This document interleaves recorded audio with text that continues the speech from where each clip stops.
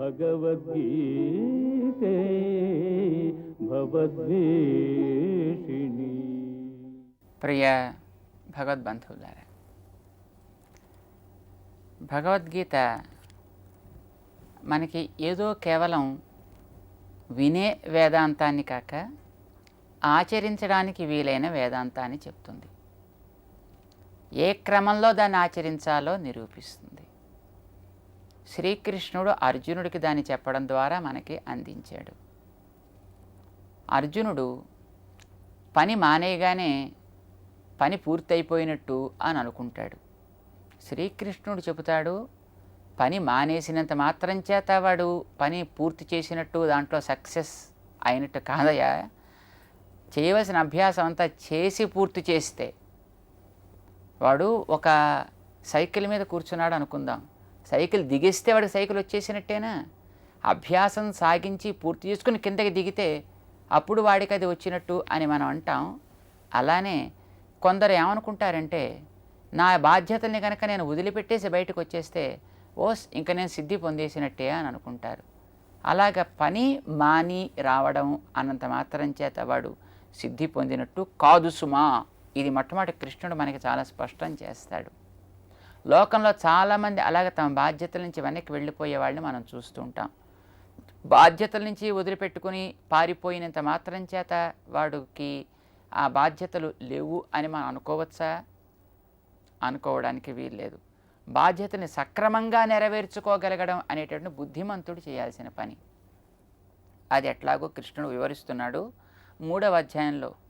న కర్మణా మనారంభాత్ నైష్కర్మ్యం పురుషోస్నుతే నచ సన్యసనాదేవ సిద్ధిం సమధిగచ్చతి. మనిషి 2 కోరుకుంటాడు. 1 నైష్కర్మ్యం, 2 సిద్ధి.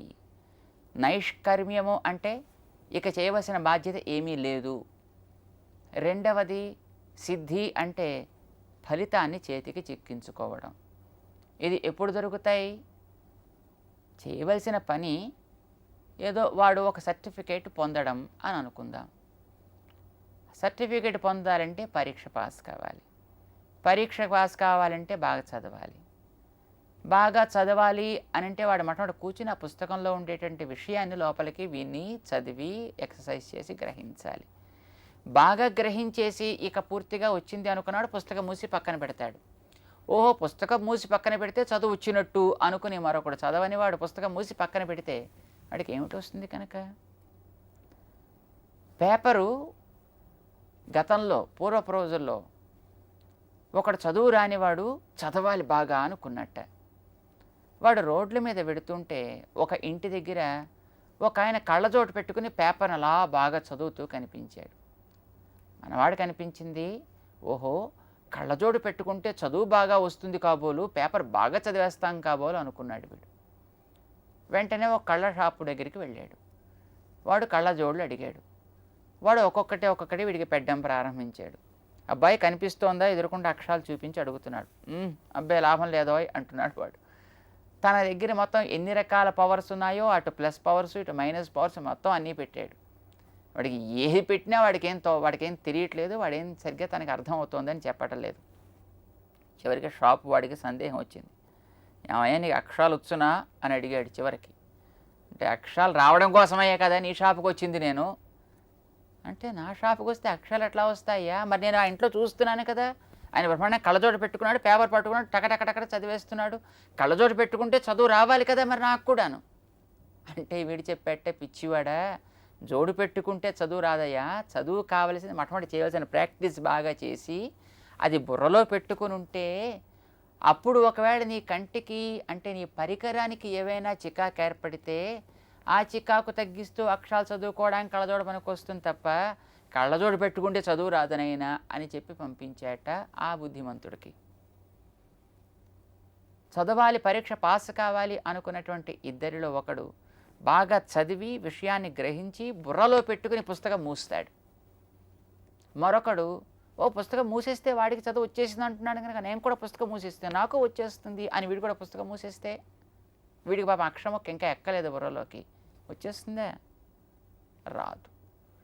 క్లాసులోంచి బయటకు వచ్చేసి అమ్మయ్య ఇంక నేను పరీక్షకి సిద్ధం అని ఒకడంటాడు. ఓహో, క్లాసులోంచి బయటకు వస్తే పరీక్షకు సిద్ధపడచ్చు కాబోలు అనుకుంటూ వాడికి లోపల ఉన్నప్పుడు చదవాల్సినటువంటి చదువు చదవకుండానే బయటకు వస్తే వాడు ఎట్లాగైతే పరీక్షలో వాడు సిద్ధి పొందలేడో, అలానే మనిషి కూడా ఈ శరీరంలో తానున్నంత వరకు శరీరంతో చేయవలసినటువంటి తనకి ఏర్పడ్డ కొన్ని బంధాలు బాధ్యతలు ఉంటాయి. ఆ బంధములని బాధ్యతని తను సక్రమంగా నెరవేర్చుకోవడం తన బాధ్యత, అది తన కర్తవ్యం. కేవలం కొంతమంది ఏమనుకుంటారంటే అవన్నీ కూడా పక్కన పెట్టేసి నేను కూడా శుభ్రంగా ఏ అడవులకో ఏ హిమాలయాలకో ఏ బద్రికాశ్రమానికో లేకపోతే ఏ గంగానదికో వెళ్ళిపోతే అయిపోయింది అనుకుంటూ అక్కడి నుంచి కేవలం తన పైనుండేటువంటి వేషాన్ని మాత్రం మార్చి తన బాధ్యత అక్కడితో అయిపోయింది అనుకుంటాడు. బాధ్యత అయిపోయినట్టేనా? అది కాదు కదా. ఏర్పడ్డటువంటి బాధ్యతను దాన్ని సక్రమంగా పూర్తి చేసుకుని అప్పుడు తను ఈ రకమైనటువంటి స్థితిలో చేరినప్పుడు దానివల్ల ఏ రకమైనటువంటి అతనికి ఇబ్బంది లేకుండా కోరుకున్నటువంటి గమ్యం వైపు తను చేరగలుగుతాడు అని కృష్ణుడు చెబుతాడు. న కర్మణా అనారంభాత్ నైష్కర్మ్యం పురుషోస్నుతే. నైష్కర్మ్యము అంటే పని ఇక పూర్తి చేసినటువంటి వాడు అని, నిష్క్రాంతమైన కర్మ కలవాడు అని అర్థం. నిష్క్రాంతం అంటే చేయవలసింది చేసేసి దాటేసిన వాడు అని అర్థం. ఇది ఎవరికి సిద్ధిస్తుంది? పని ఆరంభించి సక్రమంగా నడిపించి అప్పుడు చివరికి చేరిన వాడు ఎవడికో వాడికి పని వాడు నిష్క్రాంతుడు అని మనం చెప్పచ్చు తప్ప అలా ఆరంభమే చేయనివాడు. నది ఈవలి గట్టునే కూర్చుని నేను ఆవలికి వెళ్ళిపోవాలి అని తెలిసేసుకున్నంత మాత్రం చేత వాడికి అవతల గట్టుకి ఎగిరిపోతాడా? చేరిపోగలుగుతాడా? యువతల గట్టు నుండేటటువంటి వాడు మొట్టమొదటి నీటిలోకి దిగాలి, అప్పుడు ఈత ప్రారంభం చేయాలి, లేదా ఒక పడవను పట్టుకోవాలి, ఆ పడవను నడుపుకు అవతల గట్టుకు వెళ్ళాలి, లేదా పడవాడిని పట్టుకోవాలి చేర్చమని అడగాలి, లేదా ఓడ పట్టుకోవాలి, ఆ వలిగట్టుకి చేరే ప్రయత్నం చేయాలి తప్ప కేవలం ఇక్కడ కూర్చున్నంత మాత్రం చేత నేను ఏం పని చేయనండి కానీ అవతల గట్టుకు మాత్రం నేను ఉండాలి అన్నంత మాత్రం చేత ఇవిడ అవతల గట్టుకి ఎట్లా వెళ్ళడో. అలాగే కొంతమంది తమకి ఏర్పడ్డ బాధ్యతలని కేవలం విస్మరిస్తారు. నా కర్మణాం అనారంభాత్. కర్మలు వాళ్ళు ఆరంభం చేయరు, పనులే ప్రారంభించరు, కానీ పని అయిపోవాలి అని మాత్రం పని చేసిన వాడు ఏ ఫలితం పొందాలో ఆ ఫలితం మాత్రం పొందాలి అని అనుకుంటారు. అలా అనుకోవడం న్యాయం కాదు అని కృష్ణుడు చెబుతాడు. న కర్మణామనారంభాత్ పురుషః నైష్కర్మ్యం న అశ్నుతే కర్మణాం అనారంభాత్. పనులు చేయి. ఈ శరీరం దేనికోసం ఏర్పడింది? పని చేయడం కోసం ఏర్పడింది. పని చేయడం కోసం ఏర్పడ్డ శరీరం పని చేయకుండా కూర్చోబెడతానంటే ఎట్లా కుదురుతుందయ్యా? నీకు ఒక బాధ్యత కోసం ఒకడు కారు ఇస్తే నేను కారు నడపనండి, నడిపితే టైర్లు అరిగిపోతాయి అంటూ దాన్ని నడపడం మానేస్తే నువ్వు గమ్యానికి ఎట్లా చేరుతావు? కనుక నీ కారు ఇవ్వడం వల్ల ప్రయోజనం ఏమిటి? ఒకడికి ఏదైనా ఒక పరికరాన్ని ఇచ్చి ఆ పరికరాన్ని వాడటం కోసం వాడికి ఒక బాధ్యతని ఒక ఉద్యోగాన్ని అప్పగిస్తే వాడు దాన్ని ఉపయోగించను అంటే వాడు దాంట్లో ఉండడానికి తగడన్నమాట. అట్లాగే మానవ శరీరంలోకి వచ్చిన తర్వాత ఇది పనిచేయడం కోసం ఏర్పడింది అయితే ఏ మానవుడైనా, కృష్ణుడు ఈ మానవుడు ఆ మానవుడు, ఈ ఆశ్రమంలో ఉన్నవాడు ఆ ఆశ్రమంలో ఉన్నవాడు అని ఎవరికి ఏ రకమైనటువంటిది చూపించలేదు. వాడు బ్రహ్మచారిగా ఉండొచ్చు, గృహస్థుగా ఉండొచ్చు, వానప్రస్థుడిగా ఉండొచ్చు, సన్యాసిగా ఉండొచ్చుగాక. వాడు స్త్రీ కావచ్చు, పురుషుడు కావచ్చు. శ్రీకృష్ణుడు శ్లోకంలో పురుషో అశ్నుతే అంటాడు ఆయన. పురుష శబ్దం కేవలం మగవాణ్ణి చెప్పడం కోసం బయలుదేరినటువంటి శబ్దం కాదు. ఇక్కడ ఈ శరీరానికి పురము అని పేరు. ప్రతి మానవుడి శరీరం కూడా ఒక్కొక్క పురమే. ఇది నవద్వారపురం అని 5వ అధ్యాయంలోకి వెళ్ళిన తర్వాత తను స్పష్టం చేస్తాడు. ఇది 9 ద్వారాలు కలిగినటువంటి ఒక పట్టణం లాంటిది. ఆ పట్టణంలో ఇప్పుడు ఈ జీవుడు అనేవాడు ఉన్నాడు.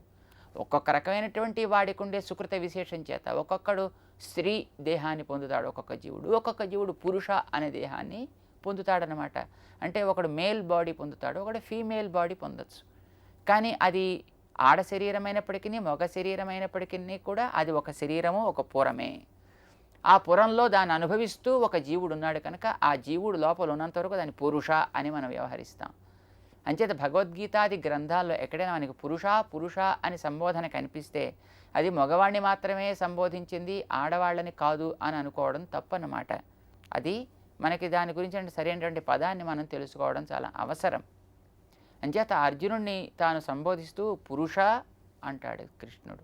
ఇక్కడ కూడా ఈ శ్లోకంలో తను చెబుతూ పురుష నా అశ్నుతే అంటే మనిషి ఎవడు కూడా పొందడు, మానవ సామాన్యం కోసం ఆయన చెప్పిందన్నమాట. అది ఒక సామాన్య పదాన్ని తాను చెబుతున్నాడు ఇక్కడ అన్నమాట. అందుచేత చేయవలసిన పని ఏమిటి? చెయ్యాలి. నీకు ఏదైతే విధో ఆ విధిని నువ్వు నెరవేర్చడం ప్రారంభించాలి. ఇది మొట్టమొదటి నువ్వు తెలుసుకోవలసింది. కనుక ఇప్పుడు నువ్వు కూడా ఇప్పుడు ఒక పరిపాలక బాధ్యత కలిగిన వాడివి, పరిపాలించాలి, తప్పు చేసేవాడిని శిక్షించాలి. యుద్ధం చేయడం అనేది ఇప్పుడు నీకు ఇక్కడ ఏర్పడింది. వాళ్ళు తప్పు చేశారు కనుక శిక్షించడం నీకు అవసరం. చేయి, యుద్ధం చేయి, నువ్వు కూడా కర్మ ఆచరించు. ఇది ప్రతివాడికి కూడాను. మరికొంతమంది మేము సన్యాసం చేసుకుంటాం అనుకుంటారు. నచ సన్యసనా దేవ, కేవలం తనకు ఉండేటటువంటి బాధ్యతను వదిలిపెట్టేసి ఇంకా అన్నీ వదిలిపెట్టేశాను అని అనుకుంటూ, అయితే తనని అర్పించేశాను అనుకున్నంత మాత్రం చేత సిద్ధిం సమధిగచ్చతి, వాడు విజయాన్ని పొందలేడు. ఎందుకోసం? ఏదైనా ఒక పనిలో విజయం పొందాలి అని అంటే ఆ విజయాన్ని ఇవ్వలసినటువంటి వాడు పరమాత్మ. పరమాత్మ తను సంతోషిస్తే తప్ప మనకి దాంట్లో విజయం లభించడం అనేది సిద్ధించదు. పరమాత్మ సంతోషించడం అనేది వానికి ఆరాధనా రూపంగా నీ పనులని అర్పించినప్పుడు మాత్రమే అది కలుగుతుంది.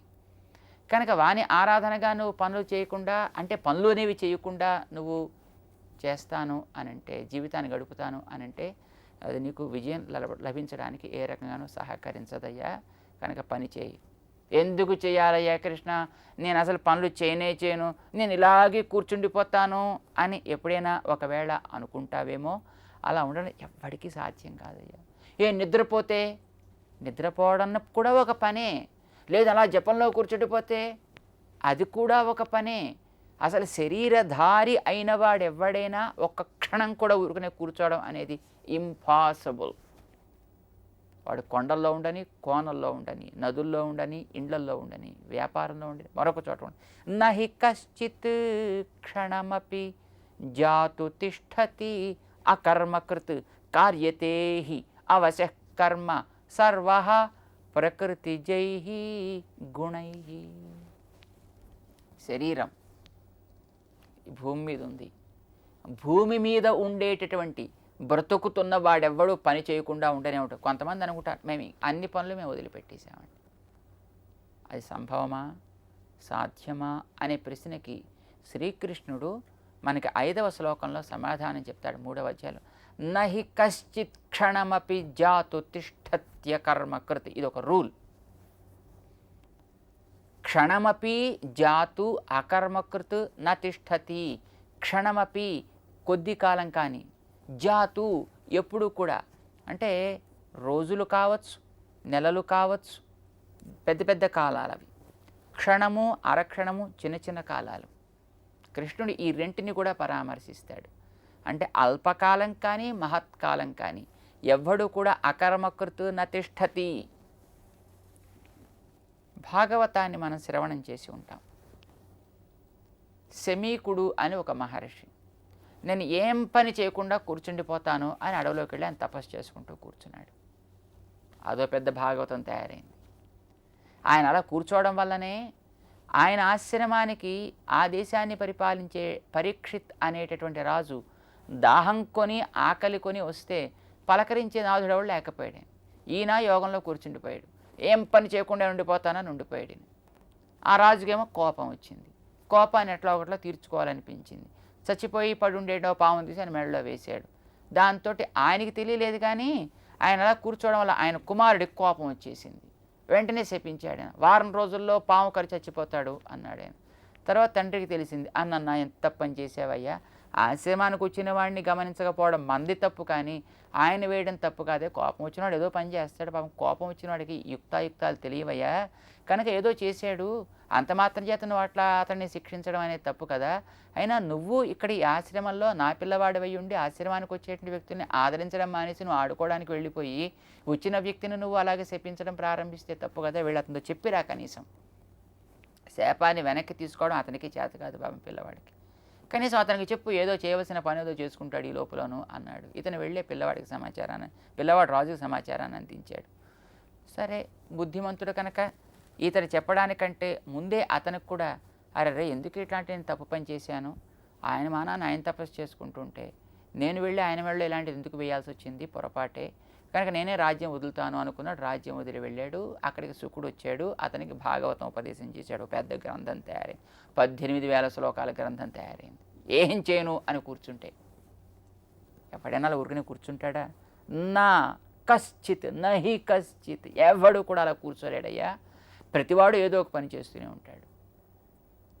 అంటే ప్రతి పని, ప్రతి క్షణం, ప్రతి వ్యక్తి, ప్రతి యాక్టివిటీ చేస్తూనే ఉంటాడు. దీన్నే 5వ అధ్యాయంలో ఒకసారి పరామర్శిస్తూ అసలు పని అంటే ఏమిటో, దానికి ఎలా దేన్ని మనం పని అంటామో స్వామి చెప్పాడు. అది తెలుసుకుని ముందుకు నడుద్దాం. జై శ్రీమన్నారాయణ.